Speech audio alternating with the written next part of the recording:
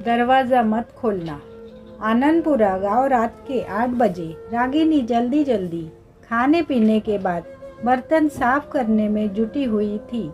ये तो हर रोज़ का है।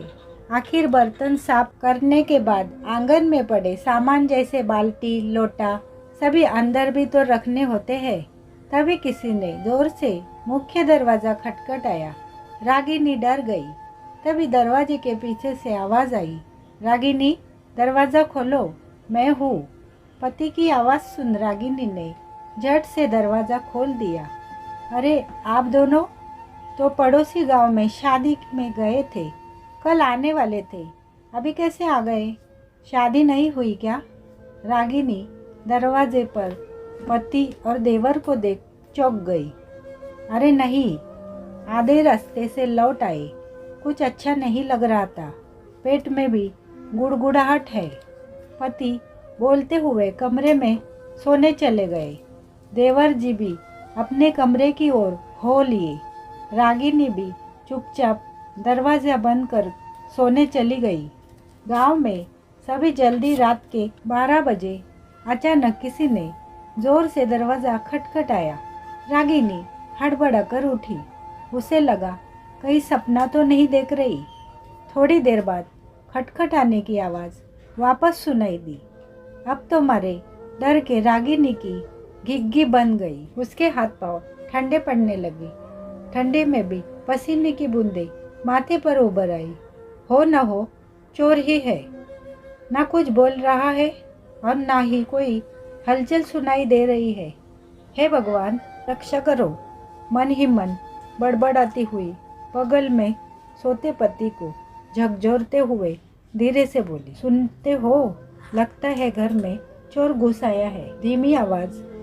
आखिर दिन भर खेत में कड़ी धूप में मेहनत करने के बाद गहरी नींद में सोया हुआ आदमी सुने तो कैसे। थोड़ी देर बाद रागिनी के दरवाजे पर शांति छा गई।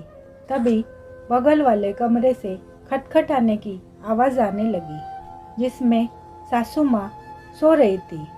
आवाज़ सुन हड़बड़ा कर या पर ही उठकर बैठी। थोड़ी देर खटखटाने के बाद तीसरे कमरे से भी खटखटाने की आवाज़ आई। उस कमरे में रागिनी का फुफेरा भाई, जो किसी काम से आया हुआ था, सो रहा था। वह भी उठ बैठा। इसी तरह चौथे कमरे के दरवाजे पर भी खटखट की आवाज़ सुनाई दी। उस कमरे में रागिनी के देवर देवरानी बच्चों समेत सो रहे थे। वे भी जग गए। सभी डरे हुए थे, पर जैसा कि पहले ही तय हुआ था कि आधी रात कमरे से बाहर नहीं निकलना है, चाहे कितना भी कोई दरवाज़ा खटखटाए, चुपचाप कमरे में पड़े रहना है। रागिनी घर की बड़ी बहू है। भरा पूरा घर है रागिनी का। ससुर जी 2 साल पहले गुजर चुके हैं। समस्त घर का कार्यभार रागिनी के पति और देवर के कंधों पर है।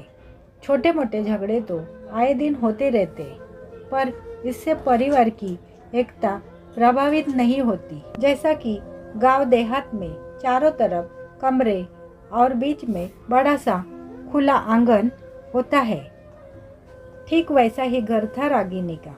तो चलिए देखते हैं आगे क्या हुआ।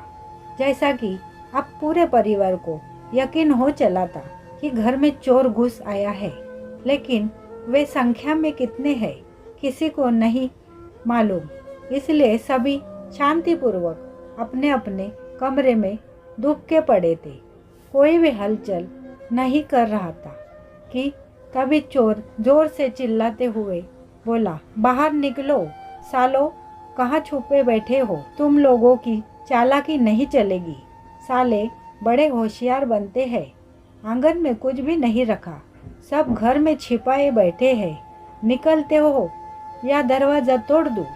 चोर की आवाज़ सुन रागिनी का पति उठ बैठा और ताव में आकर दरवाज़ा खोलने आगे बढ़ा, तो रागिनी ने अपनी मजबूत बाजुओं से पकड़ते हुए वापस पलंग पर बिठा दिया और बोली, पागल मत बनिए, क्या पता संख्या में कितने हैं।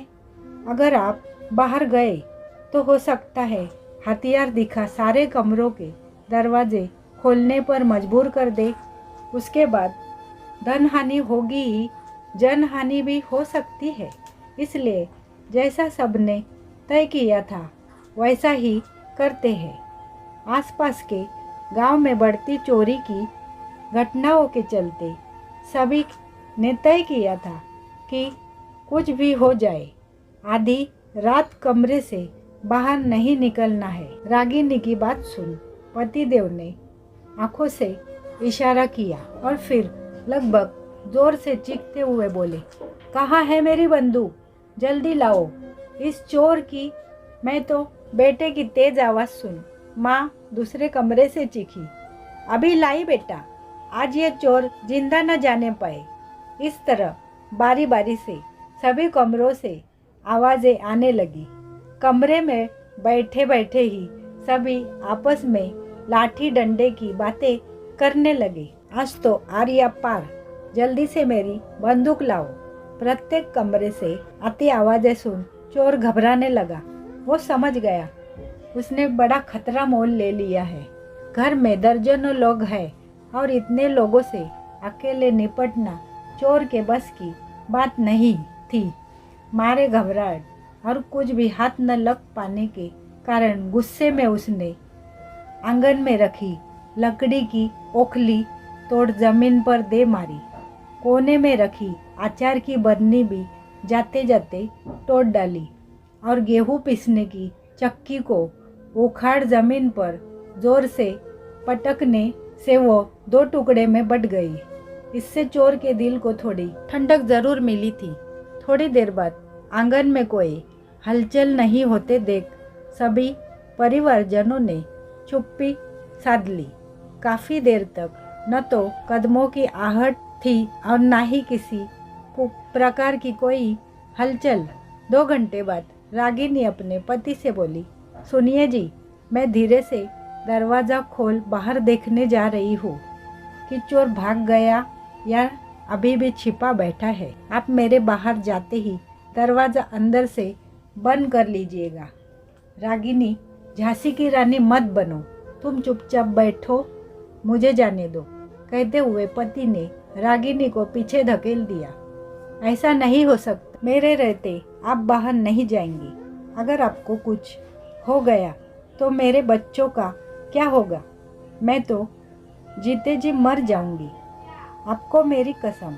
जो अपने दरवाजे के बाहर कदम रखा, रागिनी हट करते हुए बोली। तो पति गंभीर होते हुए बोल पड़े, रागिनी, अगर तुम्हें कुछ हो गया तो मैं जानती हूँ मुझे कुछ नहीं होगा। कोई भी आदमी निहत्थी स्त्री को जान से मारने में 100 बार सोचता है, लेकिन सामने आदमी हो तो क्षण भर भी नहीं सोचेगा। इसलिए बाहर मैं जाऊंगी। कहती हुई रागिनी ने धीरे से कांपते हाथों से अपने कमरे का दरवाज़ा खोला। एक हाथ में डंडा और दूसरे हाथ में बड़ा सा पत्थर दबे पांव चोर की बात थी। आंगन में जाकर चारों तरफ देखने लगी। आंगन में कोई नहीं था। फिर भी रागिनी सीढ़ियों से होती हुई छत पर गई। वहाँ भी कोई नहीं था। पूरी तरह आश्वस्त होने के बाद रागिनी ने बारी बारी से सभी दरवाजे पर दस्तक। सभी कमरे से निकल आंगन में एकत्रित हो चुके थे। सभी ने चैन की सांस ली। इतना सब होते होते भोर भी हो आई थी। आज सभी की सूझबूझ ने घर में लूटपाट होने से बचा लिया था। सब ऐसा महसूस कर रहे थे जैसे कोई जंग जीती हो। दोस्तों, परिवार में एकता और आपसी सहयोग हो तो बड़ी से बड़ी जंग या विपत्ति से निपटा या जीता जा सकता है। कहानी पसंद आए तो लाइक और शेयर करना बिल्कुल न भूलें। चैनल पर नए हो तो चैनल को सब्सक्राइब करना बिल्कुल न भूलें। कहानी सुनने के लिए धन्यवाद।